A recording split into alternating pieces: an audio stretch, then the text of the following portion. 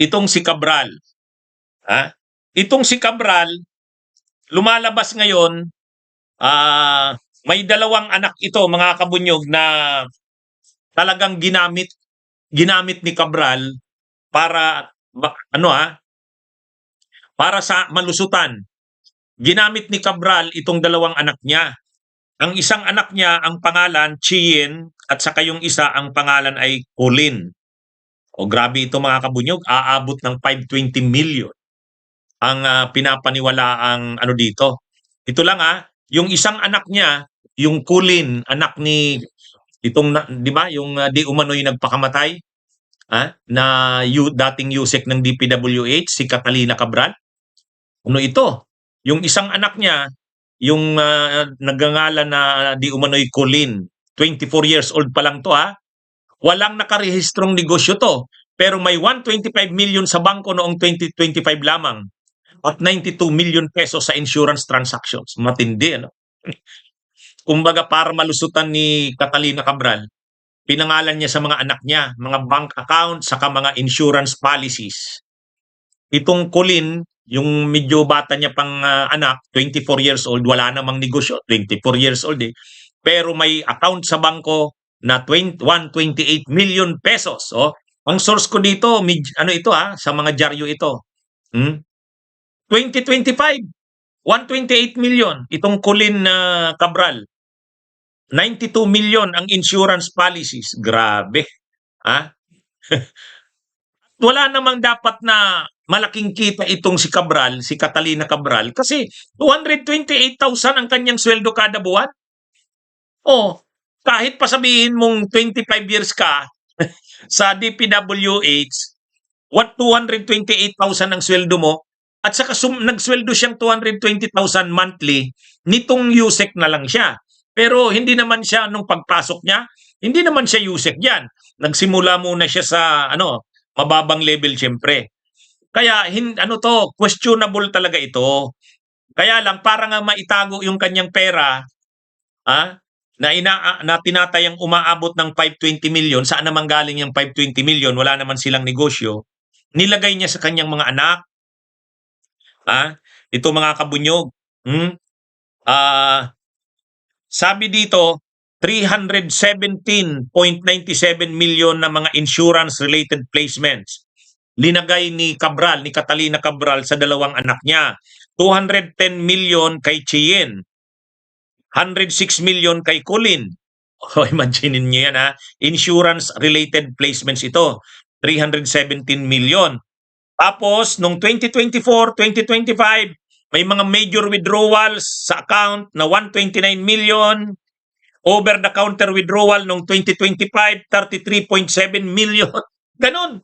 Ito, bakit to nalalaman? Bank accounts ito. Unlock ang nito, mga kabunyog. Kaya siguro hindi na kayang lusutan ni Cabral. Hindi niya kaya ng lusutan. Kaya sabi nga, di ba, nagpakamatay. Anyway, so ang ginamit ni Cabral, yung dalawang anak, yung Colin at saka Chien, linagay niya sa mga insurance-related placements, 317 million. 210 million dun sa Chien, 106 million dun sa Colin. Grabe, At grabe ang mga, nitong initan na ng issue ng flood control, nagkaano na ng mga withdrawals. 129 million nitong 2024-25, 33 million nitong 2025. Grabe. Kaya ito, mga kabunyog, na-freeze na yung mga assets, yung mga bank accounts, saka yung mga sa insurance policies ng mga anak ni Cabral, na-freeze na ng AMLAC. Kaya, mga kabunyog, grabe talaga. Saan naman kukunin yung 570? Kasi 520 to 570 million ang estimated na mga pumasok sa bangko at saka mga insurance-related placements ni Cabral. Talagang ginawan niya ng paraan. Hindi niya siguro kung hindi pumutok itong issue ng mga flood control, lusot na ito, mga kabunyog. Lusot na ito. Kaya salamat na lang at pumutok yung issue ng flood control, so nalagay sa hot seat itong si Cabral. Kaya isa yung mga transactions niya, bank transactions niya ng pamilya niya sa siya, nalagay ngayon sa ng AMLAC, radar. Kumbaga nalagay sa radar ng AMLAC. So dahil may power ang AMLAC na tingnan yan, ito na ngayon ang natuklasan. Grabe.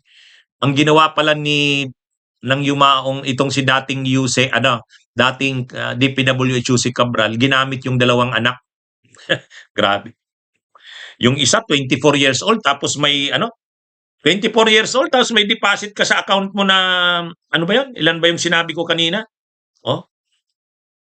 200 128 million account sa bangko. Oh, tapos itong kulin Kaya mga kabunyog, mga kababayan, talaga to. Nakita na ni Cabral, hindi niya kayang i-explain 'yon. Na talaga 'yon. Kaya ito? So makikita nyo, dalawang undersecretaries yan ng DPWH. Si Bernardo saka si Cabral.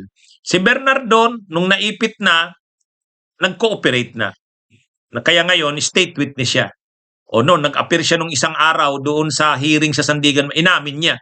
Sa 2023 to 2025, dahil doon sa mga kontrata kay Saldico, tumanggap siya ng 130 million. Balato lang daw yun. Hindi pa kasama yung mga kickbacks niya doon kay Bong Revilla, kay Chis Escudero, yung mga kabunyog. Kaya, ang dito, ang napakalaki talagang dito, mga kabunyog, pinag-uusapan dito, hindi na 10 million, 5 million. Ang mga ordinaryong manggagawa ng gobyerno, kapag na-involve sa mga korupsyon, katiwalian, kahit 50,000 lang yan, 100,000, kulong na yan. Ito mga kabunyog, ang pinag-uusapan natin dito, balato lang, 130 million, isang balatuhan yan lang yan. Tapos si Cabral, kahit pasabihin mong Yusek yan, ang sweldo nga monthly, 228,000. Kailan lang naman siya naging Yusek? Sabihin nating 10 years ago siyang naging Yusek. Ay, paano ka nagkaroon ng 520 million to 570 million na deposits? At saka mga insurance-related placements. Kaya ito? Matindi ang mga nangyaring ito, mga kabunyog. Kaya sabi ko, hindi natin to pwedeng wag ng pag-usapan. Ang isa pa, itong tungkol kay Bunuan. Ito, isa pa to, mga kabunyog, si Bunuan. Ang maganda dito, na-freeze na rin ang assets ni Bunuan at saka nung anak niya. Yan. Ngayon lang yan. Latest na balita, na-freeze na ang assets ni Bunuan at saka ng anak niya. Actually, may dalawang pangalan ditong nababanggit na na related sa kanya. Yung isa yung Maureen Bunuan at saka yung isa yung Fatima Bunuan de la Cruz. De la Cruz na sa apelyido kasi napangasawa ng de la Cruz.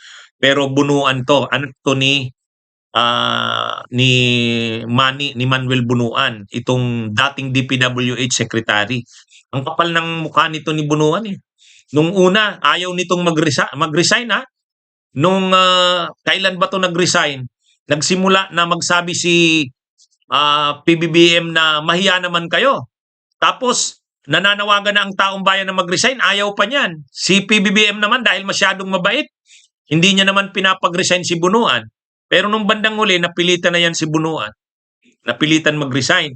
Tapos pumunta ng US, nagpagamot ng asawa. Tapos umuwi dito para mag-appear sa hearing ng Blue Ribbon para ipakita niyang hindi daw siya guilty dyan sa mga akusasyon sa kanya. Kaya lang, bago siya, pabalik na sana siya ng Amerika, biglang lumabas yung hold departure order, precautionary hold departure order. Hindi na siya nakaalis.